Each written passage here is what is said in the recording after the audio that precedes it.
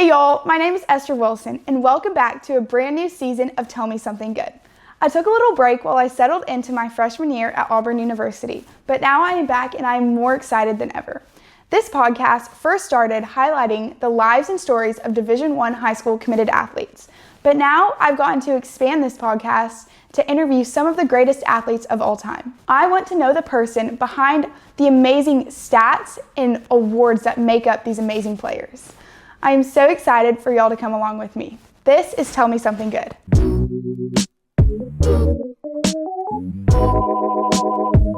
Oh, tell me something good. Yeah, tell me something good. Yeah, just tell me. Today I'm joined by the one and only Josh Hoover. From stepping up and leading the Horned Frogs with grit and determination, Josh has quickly become one of college football's most exciting athletes. Today we are hearing Josh's story and the moments that shape him into the amazing athlete that he is today. Let's get into it. Josh, you were born and raised in Heath, Texas and went to Rockwall Heath. While you were there, you were a dual sport athlete playing football and baseball. You've said before that 12-year-old Josh would have thought he'd be playing baseball at 20, but God works so much good in transforming us. What ultimately decided your path to play football? I think just growing up, like you said, I always loved baseball and always something I was passionate about and always played football. So it was kind of just whatever season it was, that's what we loved to do. If it was basketball, I loved basketball. If it was baseball, I loved baseball. So that's kind of how I felt about it. And then I guess when I started getting football offers in high school, it's when things started changing and I realized that, hey, this is pretty cool and it's something I want to do at the next level. And there's nothing like playing quarterback. I mean, that's a special position to play and a great feeling to be able to kind of be the leader of the team. So it's something I loved and something I kind of fell in love with, and I knew I never wanted to do anything else. I know that baseball was a really big part of your life. So what do you miss most about playing baseball? I think just the camaraderie, I guess, with the guys. Like, it's just a chill, relaxed game. It's not as uptight and it's just more relaxing, I guess. But it's fun just being out there with the guys, and I love like the grind every day. Baseball's a long grind, and I think that's what really helped my football career too so far, is just being able to grind and be able to spend a lot of time working. You know, that like a lot of guys don't have the ability to be out there and work for 6, 7, 8 hours and continue to do that day after day. And I think I developed that from baseball. And so I think that's something I really appreciate from the game. And I just miss all the fun summer ball games and traveling around and seeing new places. And it's a fun game. I love watching it still. During your high school career, you threw for an impressive 9,953 yards and 108 touchdowns. You also received the 2021 Landry Award, which recognizes the best high school football player in the DFW area. So tell me about getting that award and what that meant for you. Yeah, it was really cool. You know, my grandfather, both of them were big Cowboys, Tom Landry fans, and so to be able to win that award is really cool for me and my family. And Tom Landry is such a legendary coach and a person too, and so it meant a lot to be able to represent that and represent Heath and our high school and receive that award. So it was pretty cool. You initially committed to playing for Indiana, and then you switched to play for TCU. So what led that decision to switch from Indiana to TCU? Was it family, being close to home? No, I mean that was definitely a benefit of it, but I was committed to Indiana. I committed to Nick Sheridan, Tom Allen, and Coach Sheridan got fired, and the same day Coach Dykes got this job at TCU, and so TCU called and said, hey, we know your coach just got fired. Would you be interested in coming over? And I said, sure. And so I came over for a visit. They offered me, and the rest was history. I committed before they could take it back, so I thought they might have offered. I don't think they would have taken it back. I thought they might have offered the wrong guy, so I took it as fast as I could, and I'm sure glad I did. It's been a great experience. I love Fort Worth, love TCU, so that's kind of how that worked out. And it's just looking back at it, kind of crazy. I mean, the fact that I was never even planning on going to TCU until a week before signing day. So, but God's good and worked out good. Yeah, tell me about your family. Being a middle child of 3 with your older sister as a sports reporter and your younger brother in his collegiate baseball career, and growing up in a sports-heavy family. How's that been for you? Yeah, I mean, the sports was always something we did. My dad played, my grandpa played. My mom can't walk and chew gum. She's not very athletic, but she's competitive.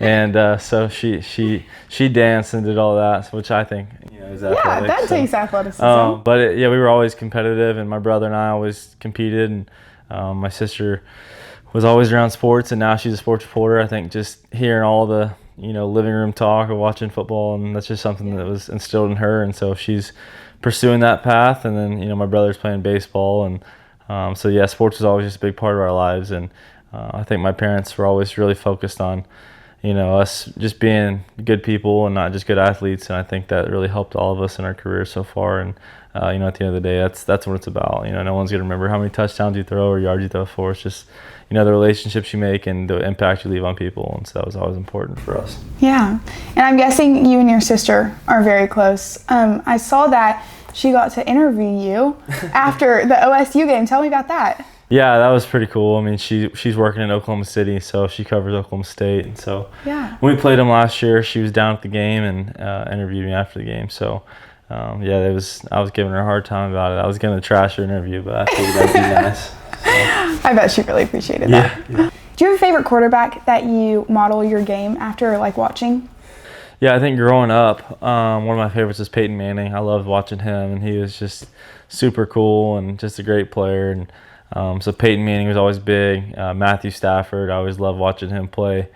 I saw a little bit of Brett Favre's career and obviously Tom Brady. So, the generation that I got to see growing up there's a bunch of really good quarterbacks, Drew Brees. So there was probably 10 guys that I just watched every Sunday and tried to, one week try to be like one guy and next week try to be like the other guy. And it was just always changing. And I just really appreciate all those guys and the example they set for kids, growing up. And that's something that, I'm trying to do going forward.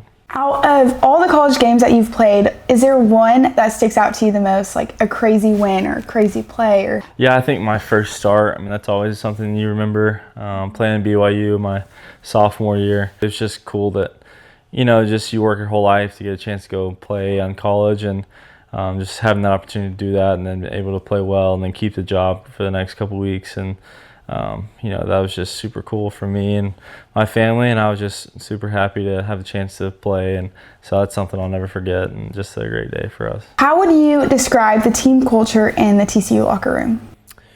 Yeah, I would say right now it's a really good culture. I think we've been really careful about who we bring in on the team out of the transfer portal. I think it's really hard nowadays with the way that whole deal goes down. There's so many guys out there that are good players, but they're not necessarily looking to go places for the right reasons. And so you're trying to find guys that can help your team culture, that can be not only good players, but good team guys. It's not all about talent. It's not all about who has the best players. It's about who has the best team, the best collective unit of guys. And so I think we've done a really good job of bringing in good, solid people and not just good players. And it's definitely showing in our locker room and the maturity of our team. We have a lot of young guys, but there are a lot of old guys too that are helping mature guys that are younger. And so just having guys that set the example for the younger guys who we're going to need to count on is huge, and I think we have that right now.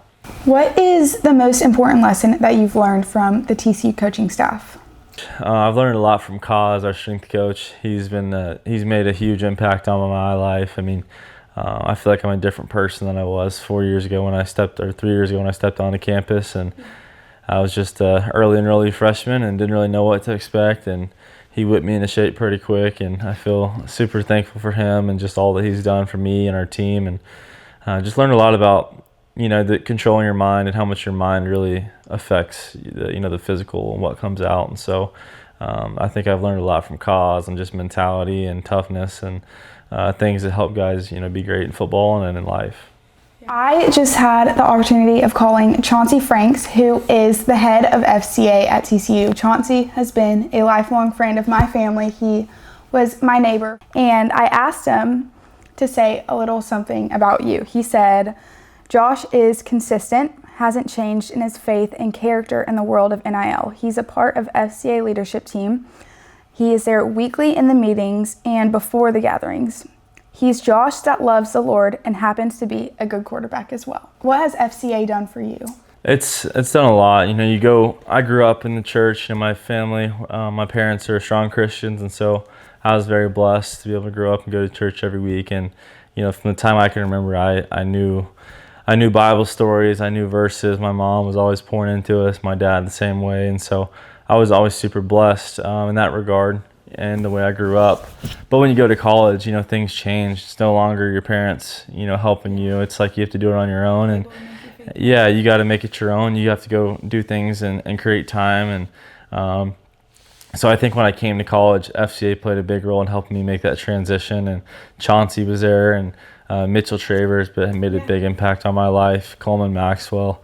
So there's been a bunch of guys there that have helped me along the way, and I feel like they've helped me kind of transform. And, you know, I think coming to college, you know, my faith journey's kind of had ups and downs and good seasons and not as good seasons. And FCA's been there to support me through it all and help me get back on track when I need to. And so I'm super thankful for Chauncey and the whole FCA team and all that they've done, not only for me, but for our team. And they travel every week and do chapel, and just all the time they spend on us. It's huge. So super thankful for them.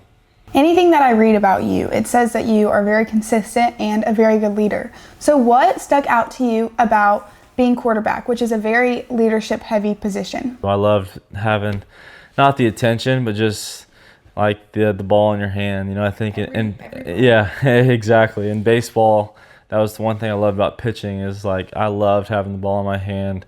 I wanted to pitch whenever it was bases loaded and, you know, the worst situation. Like I wanted to be the guy either to win the game or lose the game. Like I wanted it to be on me. And so I think I just always felt comfortable in those moments, and that's what I loved. I lived for that. And so I think football and playing quarterback gives you that opportunity to make plays. And, you know, quarterback, you get too much credit when things go good, and too much blame when things go bad, and that's just the way it goes. So you have to be able to ride the wave and be consistent, and just be steady throughout all the phases of the game. So it's something I always love, just the leadership position that comes with it.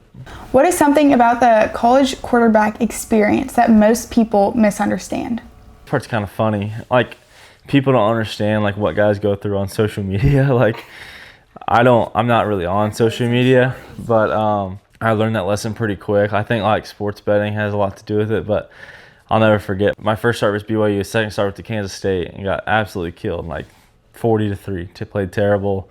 It was just a bad experience. So I remember getting on my phone after the game, and, you know, I didn't really know this was kind of how it went. I had like 2,000 DMs and like all of this stuff, you know, like wow.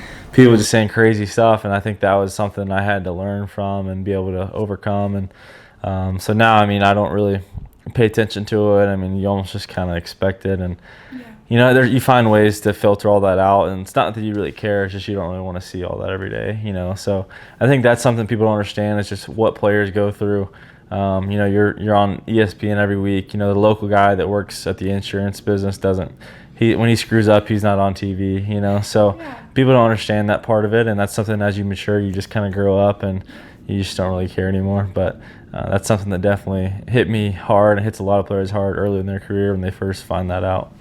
When things go sideways mid-game, like a tough series or a pick, how do you mentally reset for yourself, but also set an example for the tone for your team? Yeah, I mean, I think that's just what football is. It's just adversity. You know, that's what the game is. It goes up and down, back and forth. And I think when something like that happens, you know, turnovers or bad drive, whatever it may be, I just try to stay the same. I mean, I don't really, if it's something good happens, I just try to stay the same. If something bad, stay the same. So there's really no change in my demeanor. That's how I try to keep it. And, you know, the way I see it, just stay steady and just keep playing, and good things happen. You know, that's in my career, whenever we've just kept playing through the bad stuff, good things always happen, and you just got to keep doing your job. And so that's kind of how I think about it, and just try to never freak out. You know, if the quarterback's freaking out on the sideline, everybody else is going to feed off that. So I just kind of go sit back down, learn from it, and just go to the next one. Yeah. That reminds me of Dave Aranda and Trevor Lawrence. Dave Aranda, you will not see the Baylor, which I know you don't want to talk about Baylor right now, but he will not. No, he is, yeah. He will never. That. Yeah. If you ever see him smile, people are like putting it all over Twitter and being like, oh my gosh. Yeah, he's a different guy. I have heard Coach Stykes describe you as consistent, a consistent player and a consistent person. And honestly, consistent is not the way that I would describe most college students. So what do you do to stay consistent in your everyday life? Consistent or disciplined. That's something my parents always instilled in us, was doing the right thing and just being consistent with whatever you're doing. If you're going to play football, try to be the best at it and do what it takes to be the best. And if you're going to, play the flute, try to be the best, player you can be, or whatever it may be, So I think just, for instance, like I eat the same thing every day. Like for breakfast in season, I eat the same thing. For lunch, same thing. I just don't really, change things up. I don't know if it's superstition, but it's just kind of how I am. I like to do the same thing, have a routine, and what I do. You can just buy the same groceries. Yeah, exactly. So I think just consistency. As I've gotten older, I've learned that the more you can be consistent in all things, the better you are like out on the field. It's a trickle down effect throughout your entire life, and so that's something I try to focus on, is just being the same person every day, same player, same teammate. And I think I've learned that, for instance, when I came into college, my body wasn't really like in shape. I still had baby fat, little chubby guy from high school, and so I think I had to lose weight. I lost like 30 pounds or 25 pounds in the first year, and I just saw like the effects of eating healthy every single day and doing the little things right, and how it stacked up over time. And so I think that's a lesson I learned early in college that I've tried to just keep on going throughout it. So it's been good. And on the same wave of consistency, a lot of people who watch my podcast are Division I high school committed athletes who also walk with the Lord and make that an everyday priority. So in what way have you been able to balance college football and your walk with the Lord in daily devotionals and just being consistent with that? Yeah, it's something that I've had, I talked about earlier, there's been good seasons and seasons where I haven't been as consistent, but I think where I've been the most consistent, I've prioritized that first, when I wake up. My spot that I like to do it is in the truck when I pull into the parking lot. We practice pretty early, so I get there about 5:15, and I try to just knock it out in the parking lot when it's dark and no one's around, no distractions, and I do it before I get in the facility. So try to have my quiet time out there in the truck for 15 minutes and then go in. And I think when that's the first part of your day, I think you just set your priorities, set the tone, and you're setting yourself up for success. So that's the way I try to do it, and I encourage people to just try to find a time that fits their schedule. I think preferably in the morning. The first thing you do when you wake up is just put God first, and I think that it really helps. As your name is growing on a national platform, there has been chatter that you've been offered other NIL contracts and amazing opportunities to go play at these other schools. So what keeps your loyalty to stay at TCU? I just love Fort Worth. I love our team. I've growing up, one thing my dad always told us was you got two things in life as a man, your word and your last name. And so I feel like my reputation at TCU and within our team is something that means a lot to me. And I think that, I talk to these guys, recruiting them about how we're going to go try and win the Big 12 championship, and that's what our goal is. And, I've told people that I wanted to be at TCU, and so that's what I'm going to do. I'm going to be here and play and do the best I can for the Frogs. And, I'm a Texas guy at heart. I love Texas. I love being here. My family's from all around here, so it just makes the most sense for me. And I love TCU too much. So it's such a great place, and, I never really considered leaving. It was just chatter, I guess, on social media. But I love Fort Worth, so that's where I belong. You keep on saying over and over that you love Fort Worth. So what sticks out to you about Fort Worth, and what are you involved in outside of football? Oh, I'm involved in a lot. Nothing dangerous. I love Fort Worth. I think it's just a cool town. Dallas is a little bit busy. I think Fort Worth it's definitely growing, but it's still Fort Worth and Dallas are not the same thing. There's a lot to do, and it's still like TCU feels like a small community, and it's a good place, and I love that about it. And then Fort Worth has everything you need, and so. And as far as outside of football, I do a lot of stuff. I like to fish, hunt, fish a lot. I've got some horses. And have you been able to get a good community outside of football? Around Fort Worth? Yeah. Yeah. That's one thing about Fort Worth is I've met so many great people. Yeah. We both know Gus Bates. He's been huge in my life, and his dad, obviously, we had a great relationship and learned a lot from him sitting at a lunch table at Yogi's. So it's been a great place for me. I've met so many interesting people, so many people that have helped me along the way. and poured into me. So I'm super thankful for Fort Worth and the people that live here and just the culture that comes with it. In a 2023 Go Frogs article, you said that potential is just potential if you don't have the willingness to reach it. This echoes James 2:17, which says, faith by itself, if it's not accompanied by action, it's dead. Josh, your story reminds me of how Scripture calls us to pair faith with action. How has your walk with Christ shaped the way you pursue excellence in football, not just with belief, but by daily discipline and effort?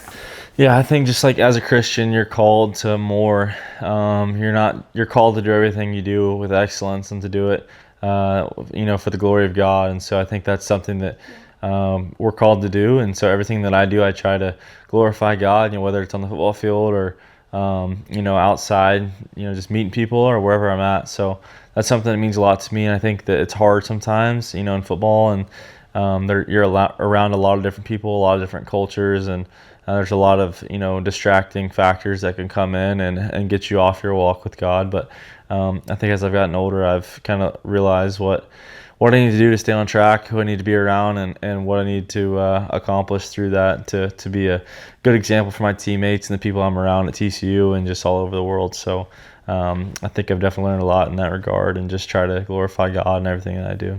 Yeah. Going into the 2025 season, what are your goals for this season, not just with the scoreboard and stats, but for yourself?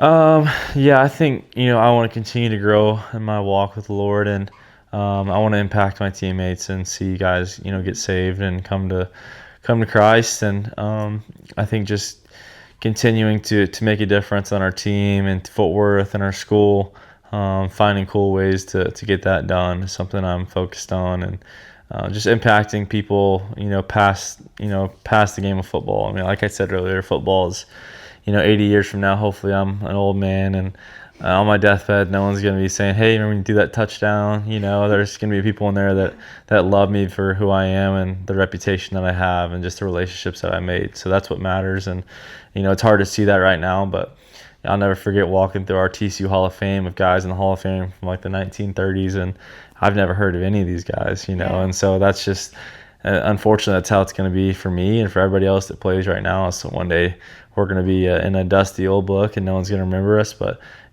hopefully my impact can be about who I was as a Christian and who I was as a man. So that's important to me. Yeah. What would make you feel like you grew the most, but also impacted your team and others around you? In James 1 it says, consider it pure joy, my brothers and sisters, when you face trials of many kinds, because the testing of your faith produces perseverance. And I feel like throughout early in my college career and even last year, there's been a lot of things that tested me, not only from football but outside of football. And so I feel like that verse has been really encouraging to me and encouraging to our team. We've talked about it a lot in FCA with football guys about how God, He uses trials in our life to teach us to persevere and to get through these times and to let us know that He has our back, in the hills and in the valleys. So that's something that has really been huge for me. I faced some struggles early on in college on the football field. There was a lot of ups and downs, some great moments and some really bad moments. And I think my identity was kind of wrapped up in who I was as a football player, and that's the daily battle that I have to fight. You get on your phone or wherever, walk somewhere and say, "Oh, hey, Josh, you're the quarterback," but I'm more than that. I'm a Christian, I'm a son of God, and that's who I am. It's not about how I perform. It is, but it's not. That's not my worth, and so that's something that I've had to fight and to learn and realize that, hey, I'm more than just a football player, and so you can't have your identity wrapped up in every single performance, because it used to crush me. Like if we didn't play the way I wanted to, I was crushed. It was hard, and I think as I've gotten older, I've matured and realized that, hey, it's not everything. It's a lot right now. It feels like a lot. I love it, and so I'm going to be the best I can at it, but at the end of the day, it's not all that matters. So it's been big. How do you envision your path post TCU? Do you have NFL ambitions or anything big you're wanting in your future? I want to play football as long as I can. I'm going to try and play for as long as I can until they tell me I can't anymore or no one will take me. So that's what I'm going to try and do, and I love it, and that's something I've always wanted to do, and so it's something I'm going to try and do. And after football, I don't know what I'll do. There's a lot of things, that are up in the air. I love I love horses and doing that whole deal, and so hopefully that's going to be a part of what On I a get to do. Yeah, maybe. So something with that, maybe hopefully on the side, just always have that around. But maybe I don't know if I'll coach. Maybe, who knows? Probably my kids, hopefully, if they'll let me. So, but no, I think I want to play football as long as I can. Then whatever happens after that, I mean, we'll figure it out. So hopefully I'll know somebody that can let me come mop their floor or something like that. You were just talking about the TCU Hall of Fame and walking down and seeing those guys from 1930 and not knowing who they were. When people think about Josh Hoover, TCU quarterback, what do you hope to leave at TCU? I just want people to know that, I was a great teammate, great guy, would do anything for anybody. Just really loved on people and had genuine relationships with my teammates, coaches, staff, people, lunch ladies, janitors, whoever it is. I just want people to know that I was a genuine, loving guy and that I would really just do anything for anybody, and that just being a servant leader, being humble and willing to do things that other people aren't willing to do. And so I think that's something I want people to remember about me, is that just a humble, regular guy that would serve and do whatever he's called to do. What is one thing that fans would be surprised to know about you? It's like something funny about you. I mean, I think as a little kid, and I'm still this way, like I hate my feet touch. So like whenever I'm like getting my ankles taped, anything. Can you even do it? Like it's hard for me. Like I have to like really sit there. So yeah, I guess I don't know what you would call that. Is that a foot fetish? No, opposite. Opposite. Is a foot fetish when you love feet? Yeah. Yeah, so I guess an anti-foot fetish or whatever you would call that. But yeah, I don't like my feet touched, whether tape my ankles. I don't anything. even like feet. Cutting my toenail. No, like I used to cry as a kid and like get my toenails cut. No way. Oh, I hated it. So.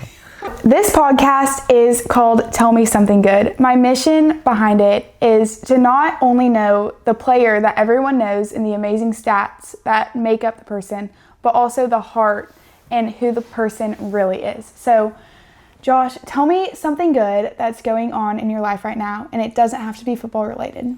Something that it's been big to me and really important to me is getting guys on our team involved with FCA and just bringing more guys, to the faith and to the Lord, and showing them, what the gospel is, and showing them how that's supposed to be played out every day. And so I think we've had so many guys start coming to FCA. I think at times we had like 25 guys come to FCA nights, and so that's just seeing from one of my freshman year when we had 2 or 3 guys, and now what's been, is really encouraging and something that is just so awesome for me to see. And so I think I'm really focused on that going forward and just getting more guys involved. And we have a players Bible study, and so just getting more guys, in that, and just spreading the word throughout our team, and helping guys understand that, hey, this isn't everything. This isn't the most important thing. There's something more important and something that's going to last an eternity. And so that's been really good for me and really good for our team, and I love watching it. Josh, you said this: my faith keeps me grounded and gives me comfort that no matter how I perform on Saturdays, God still loves and cares about me. Thank you so much for your time today and for the opportunity to interview you. Thank you. Thank you. I enjoyed it.